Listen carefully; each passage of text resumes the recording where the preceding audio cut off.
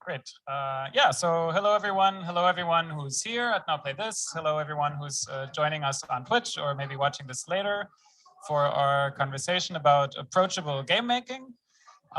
Here with me to discuss this really nice and playful subject are V. Buckenham. Hi V. Hello. And Russ Atkin. Hello. Two people who are making really interesting tools that anyone can use to make games and playful experiences really fast. We have both of the projects, Russ's Telepresence Robots and V's Downpour tool on exhibit here in the design camp space of Now Play This, and people are, as you can see behind me, maybe really busy using them. And we'll spend a little bit of time to talk about each one, and then maybe we can also like have a discussion together how it goes. So with Downpour, like, was there a moment when you like got the idea for this? Because this is something that everyone kind of says, why doesn't this exist already? Yeah, it's kind of been chewing over it for a while. Like, so I guess a couple of things that kind of came together for it. One is I went to a game jam where we were making games in the kind of flat game style. So there's this flat games movement, which was by Laura Dreamfield and Brogan Hackett, I think I got that right. But basically it's you're putting these assets together in this kind of flat world, and can you make kind of narrative stuff here and kind of moving against gamey stuff, and ideally the kind of like hand-drawn assets. So we got together, drew some stuff. I made a game about enjoying going on long train journeys. And the main thing that struck me was how enjoyable it was to make stuff on pieces of paper rather than on the computer, and how annoying it was to then have to photograph it and chop everything out in Photoshop and then import it into Unity and do all of that stuff. Like a kind of like a first third of the experience, great, middle third, really tedious and awful. And I was like, wait, but we could solve this with technology. Cool. Maybe for people who don't know what Downpour is or how it works, we could have a look at a game and you can explain a little bit what the basic idea is.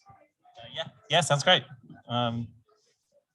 So are we good? Yeah. We can look at stuff. Yeah, which one should I open? Let's go for Regency Horse Simulator, which is by Saxi, who is in the audience here. Okay, I'm launching it. So yeah, Downpour is a game where you can take photos and you can link parts of the photos together. So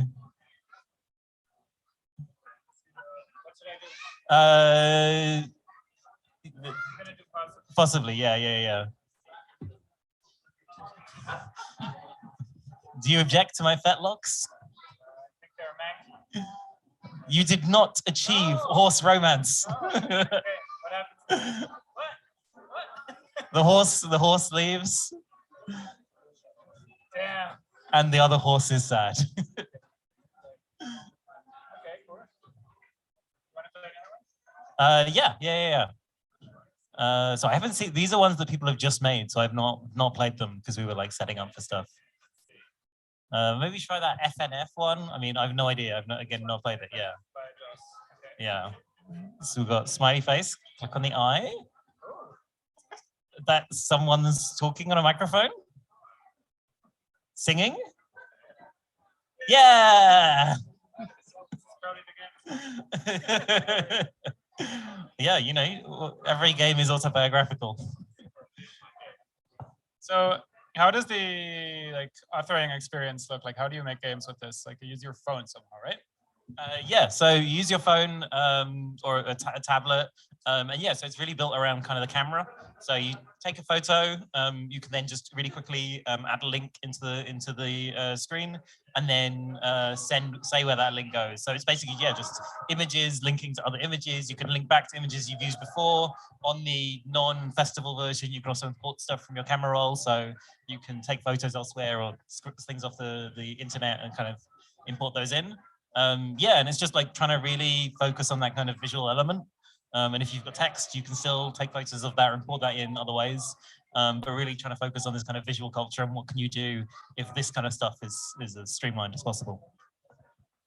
So what were some of the kind of design choices that you made in like finding out what style of game or what core features you're going to start with in this? So I think the main thing, yeah, was just like reducing it down to that, and I guess letting go of the idea of creating a little world that you could walk around and having like multiple elements necessarily coexisting, or I guess like having a little guy that walks around, which I kind of was pretty attached to for a while. And then I realized if you simplify that down, people can still make stuff that has that vibe to it, but without having to figure out like, you know, a virtual D-pad on a phone or something, which always feels kind of gross to me. Yeah, and in a sense, you can be that guy yourself, right? Walking around. Like that's what I love about the tour is that, you know, you're kind of in the game while you're making it. Is that something that like kind of was the plan from the start, or are you like observing new things that people are doing it? Definitely observing new things. So this is the first time like people have played it, like I guess beyond just me and people who have handed my phone to see if the UI is too confusing. But definitely it feels like, yeah, that vibe of like, I guess like wandering around or being able to like navigate by tapping on kind of areas there. There's been a lot of kind of stop motion stuff, which is kind of cool to see. And I guess also there's kind of like a dreamlike logic where you click onto a thing and then that object exists in a new context, which didn't necessarily make sense from before, but you kind of go with it. That kind of vibe, I think, is something that feels really good and kind of come out in some of these games. What do you hope this becomes? Like, do you have a grand plan, or are you just seeing what people do? Still kind of responding to how it goes. I mean, as I said, this is the first time I kind of seen it properly being used by normal people. But yeah, I mean, I want to develop it out, want to, you know, basically round off the tool, kind of build in a kind of thing where you can host stuff and you can view stuff. And we'll be working on this basically, I guess, through the rest of this year. Hopefully, yeah, releasing sometime later this year with a version that people can actually download and play and make stuff themselves, and then see what people can do with, you know, even more time and, you know, in their own homes.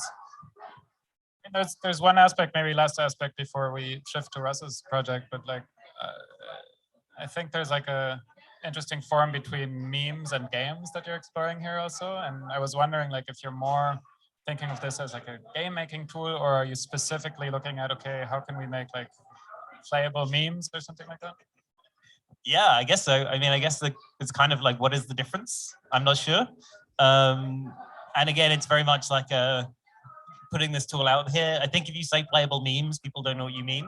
Whereas if you say games, then people know what that is. So I'm saying games, but it might turn out when I release it that it turns into this whole new thing. And, you know, that's kind of what I really hope for, right? Like you create a new form, like that sounds really cool. I would like to do that.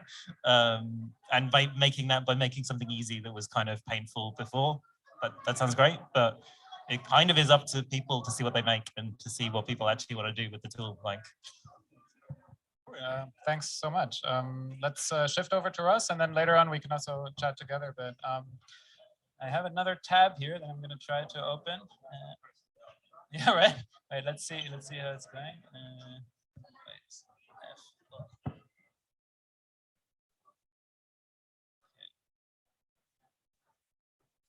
Yeah, we might have to throw someone off. Okay. Okay.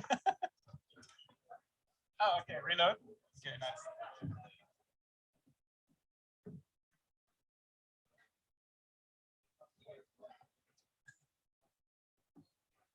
We are live, so this is to be expected.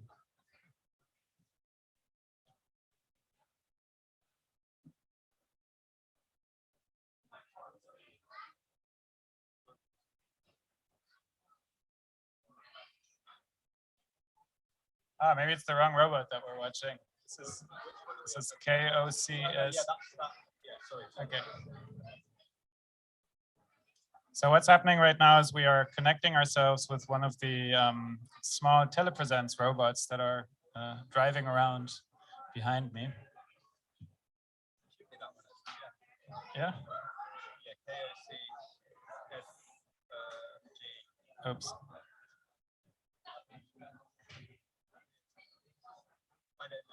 Okay, no problem. Let's just talk about it. Okay, cool. Maybe those guys have an idea, but we can chat about it a bit. Okay, cool. Yeah, so what are these robots and how did you start thinking about them? So yeah, originally this is what we made, and it was a robot kit. And I guess originally this is what I wanted to make, which was a circuit board that made it really easy for you to connect motors and build things that moved and control them with your phone in different ways. Because if you wanted to do that with like Arduino or Raspberry Pi, you'd need to buy several different things and solder them together.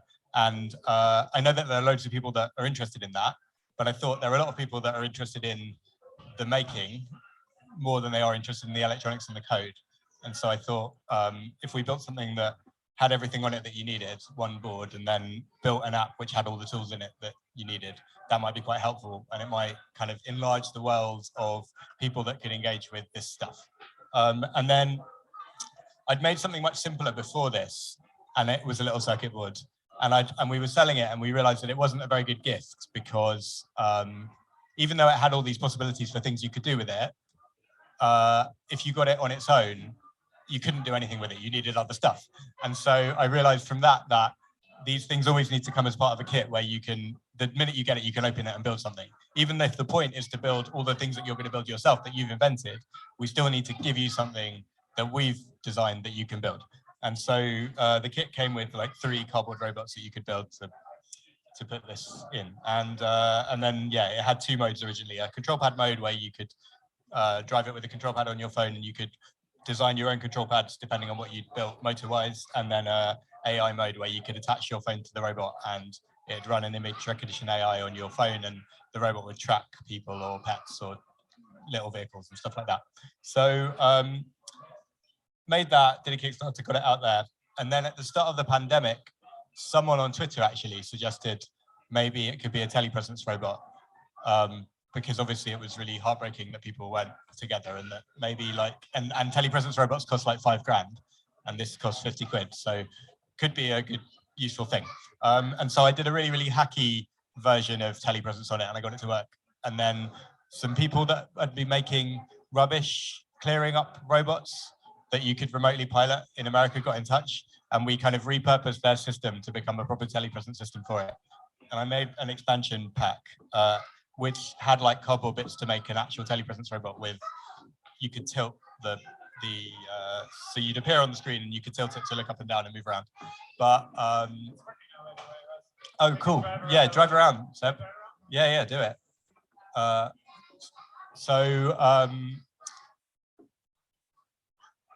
Working with this robot, I guess, so you could look around and it felt quite like telepresence, but the problem was you're still tiny, like the size of a mouse. And so it didn't really feel like telepresence, but it did feel like a game. And then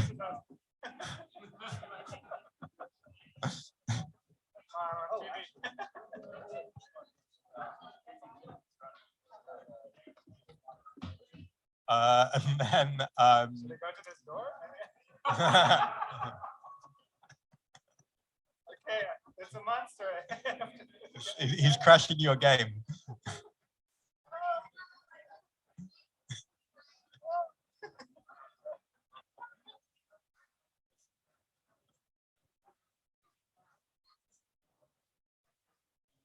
I'm stuck.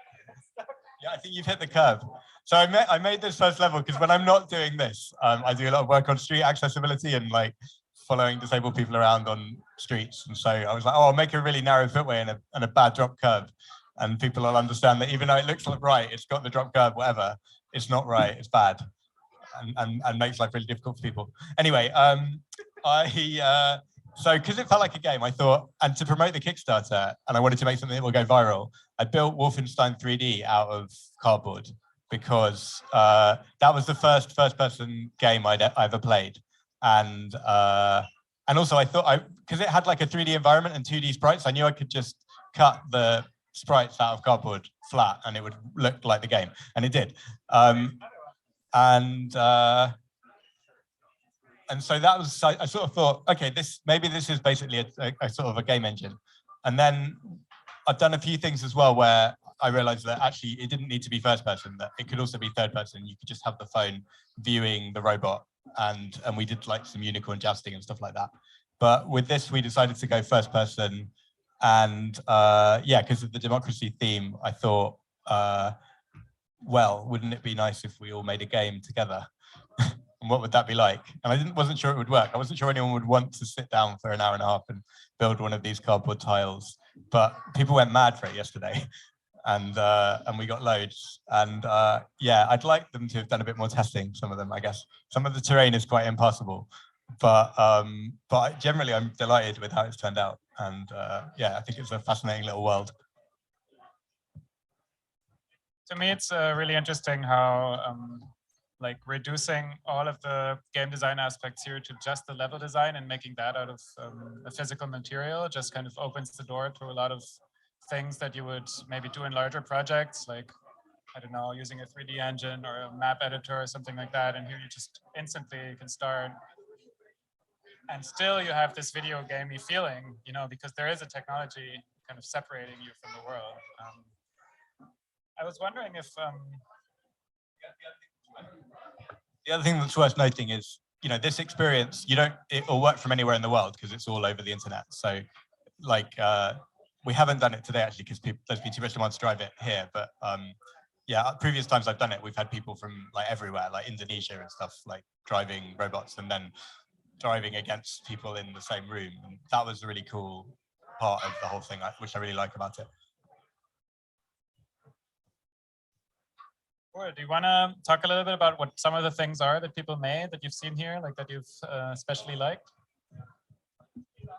I mean, it's hard to separate the thing from the watching people make it, because in a way the whole, like, watching families come together and decide what to make, and then like I love the bot wash because it was like this guy and his two sons, and it's got like, you know, you have to, someone has to work it, but like it opens and the brush spins around, and it's really beautifully put together, and it looks really lovely. And I think they had, yeah, it was just really nice watching them doing it. So that one I like a lot. And then I feel like the whole, I really like the way that another guy and his kid made the choose your door thing, which is quite funny. They wrote funny things on the doors, and it was a simple idea, but it works quite well. But then the people kind of behind it built a maze, and they were really thinking about how it would relate to that, and the two worked together really nicely. And so yeah, I think they were quite successful. So it's kind of like the metaverse, but just physically.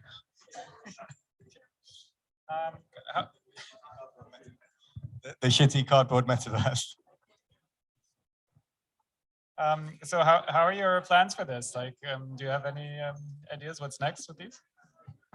To tell you the truth, we've got quite a good like software stack, I think, now. I mean, admittedly a bit buggy, but you can do quite a lot of different things with it. And I think I'd like to do another bit of hardware next that's a bit smaller, because I think then it would open up a few different opportunities for things people could make.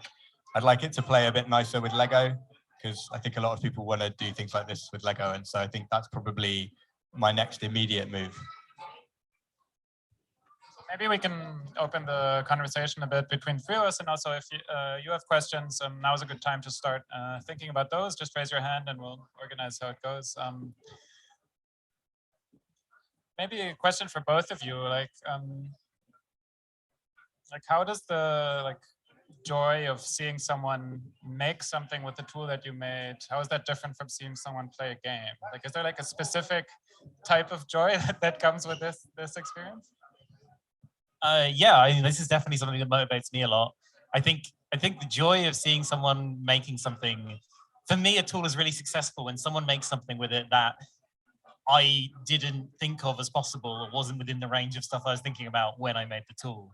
And so I get the joy of seeing something that's new and surprising and like great in that way. But also I get the credit of seeing something that's new and surprising that I also feel I can take like some amount of credit for. I'm like, I made this happen, and I'm very surprised that happened, which you can get in games, but it's much harder to get to. So yeah, that for me is the real kind of joy of that.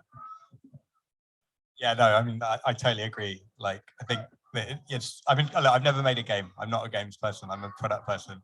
But yeah, I feel like making tools, or making things that allow people to do things that they couldn't do without the thing you've made. Because like, to tell you the truth, I do assistive tech, and there's a similar level of satisfaction to that as well. But yeah, giving someone something that allows them to do something that they wanted to do that they couldn't do before. That's a really great feeling. And I think that's the best thing you can do as a designer, I guess. We have audience questions. Anyone? Yeah, okay, let's go here.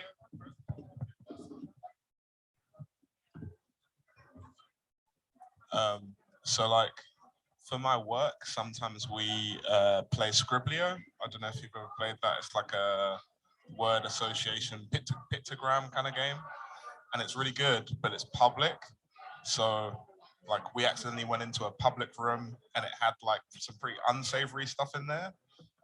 For your game particularly, have you thought about like moderation? Has that been like a frustration in like trying to build something public and fun for everyone, but everyone can access it that may be unsavory?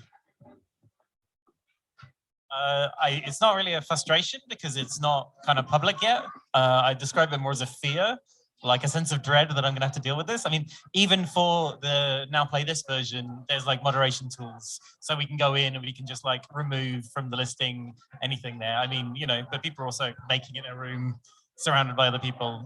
So there's much less risk there. But, you know, just in case you want to have the tools and you want to have that easily accessible. So yeah, already thinking about that, but it's just such a huge, big, scary topic that I know I'm going to have to do. Yeah.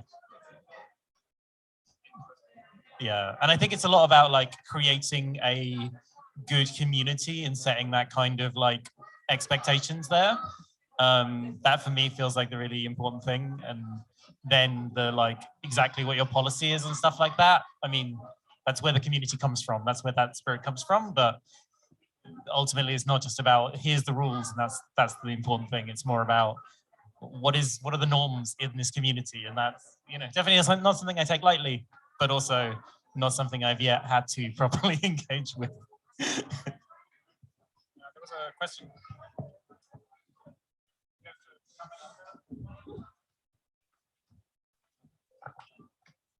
Hello. I'm really inspired by both your projects. Well done. Really fantastic work. Really got me thinking about what you could do. And I suppose I've got a question for both of you, which is like, what are you hearing from like fans or people who are trying it out in terms of like features you might like want to build into it? I suppose for myself, just thinking about both of them, like I've made many choose your own adventure stories. And I used to be a fan of kind of like fighting fantasy books, like Demons from the Deep, those old kind of Ian Livingstone books. I don't know if you did them, like, I guess they're kind of like, yeah, choose your own adventures. So would you ever build in like features for like, I guess, simple dice rolling or like spinning a wheel or like anything like that into your game? And for yourself, would you ever build in like features for like maybe little Mario Kart kind of like little like weapons or something for your kind of vehicles, or maybe something more peaceable, like a little other kind of interaction, like an arm that can do something? So yeah, curious to hear what other people are suggesting as ways to build on these ideas. Yeah, I guess I'll go first. So yeah, no, I haven't heard too much feedback. I mean, it's, you know, only been like it's a day and a half, a few hours. But yeah, like definitely that kind of logic kind of stuff I'm thinking about. And I want to add something in there, and I want to have that kind of a little bit more of that like scope and a little bit more of that kind of complexity. But one of the most important things for me is that when you open it, it's accessible, and that it's something that you can just open and you can use, and you know, you can go from never having used it before to having made something within 5 minutes. Like that's the most important thing for me. And then I think you want to have this kind of logic, and you want to kind of slightly hide that, or make these kind of like slightly like, actually it turns out if you use these two things, you can make something complicated, but it maybe feels a bit weird and complicated to do that. And then that feels cool because you see something, you're like, oh, I didn't realize people could do that. So I guess that's kind of my mindset right now. We'll see how much of that stuff pays off. Right now, honestly, I'm just really glad that the kind of pretty basic stuff actually does have that kind of range of expressive possibilities. And I want to just, yeah, I don't know. I mean, that's the art of it, making smart choices that expand that without making it feel complicated.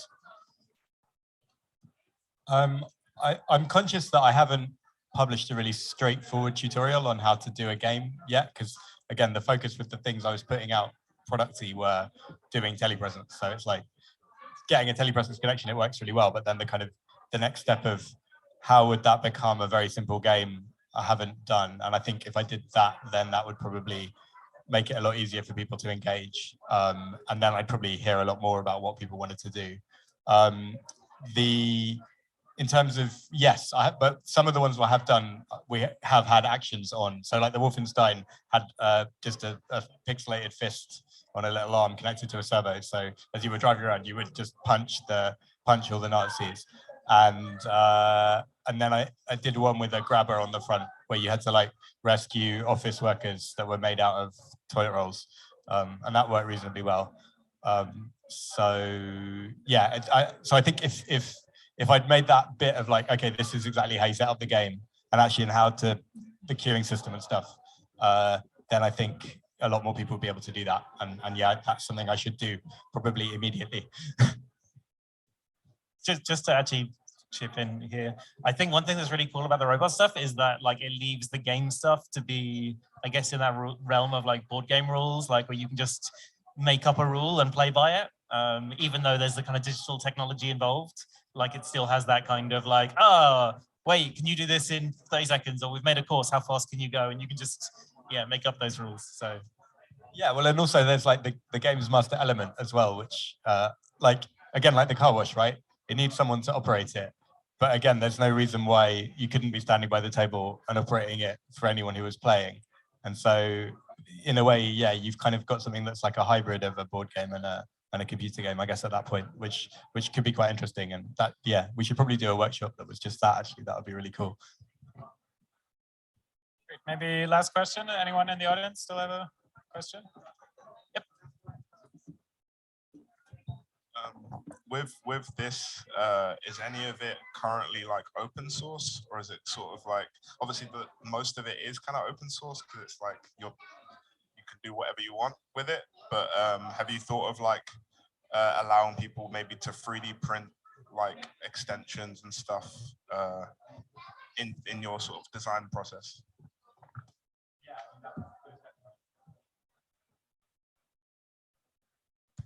Yeah, it was definitely, that was the plan. And yeah, I've put a lot of stuff on Thingiverse and other people have put some stuff on Thingiverse. So that has happened to a certain extent. And in terms of open source, it runs an open source framework called Esprino that's a kind of embodiment of JavaScript for microcontrollers. So anyone that, which is really nice because it means that people that are a lot, you know, JavaScript's kind of not really a language that's associated with these kind of things very much. And so, but it's a language that lots and lots of people in other contexts know. And so I think that makes it more accessible. But that's made by a guy called Gordon Williams in Oxford, but it's a brilliant framework.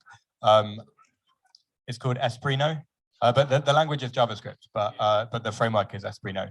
And so it's all programmable with that. And then our app isn't open source, I guess, but all the web stuff for the connecting to the robot is, and there's actually a web version of the client robot end as well. So you can make that work on as a web thing instead of the app. It's more convenient in the app. But so all of that is basically open source, and so it's easy to hack, to do like a custom UI there for controlling it and stuff like that. That's all very, very doable. And again, I should probably include that in my tutorial on making games. Great. So yeah, let's leave it there. I think you'll be around a little bit if anyone wants to chat, talk about stuff. Thanks so much, V. Thanks so much, Russ, for being here, presenting your amazing work at the festival. And thanks everyone for joining, and have a great time at the rest of Now Play This. Ciao.